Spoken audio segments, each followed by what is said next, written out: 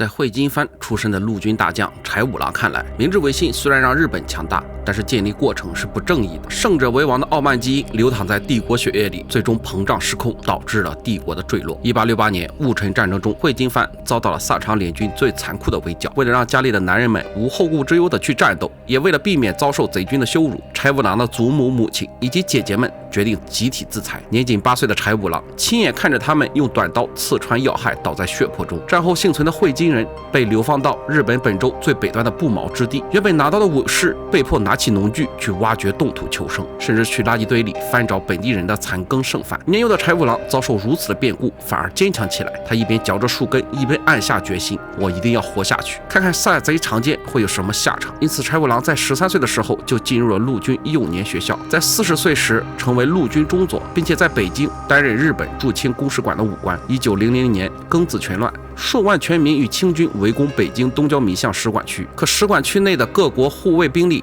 加一起才400人，而且各国军队语言不通，互不信任。而柴五郎负责防守最关键、最危险的肃清王府。柴五郎利用王府内的假山、回廊，构筑了复杂的纵深阵地，并且多次亲自率领敢死队进行百刃战，保住了使馆区这个东北角的重要屏障。他的专业与勇气让他成为了事实上的前线总指挥，连原本看不起日本人的英国和美国士兵，后来竟然都主动请求柴五郎来指挥调遣。此外，柴五郎由于童年的经历，还下令救助躲到王府的中国基督徒难民，并在八国联军进入北京后，极力约束日本部队军纪，严禁日本士兵进行野蛮报复，与军纪混乱、奸淫劫掠的俄国士兵形成了鲜明的对比。他在日记中写道：虽是战争，但不能丢掉身为人的资格。柴五郎的表现为日本在国际中获得了文明的认可与极大的赞誉。1930年，不满陆军对满洲的阴险图谋，更不想同流合污，柴五郎最终辞去军职隐居。在他看来，昭和时代的日军变得越来越像当年的萨长官军，傲慢独断，迷信武力。当年萨长如何无理地将会津打成反贼，如今日本军部就如何无理地将英美视为鬼畜。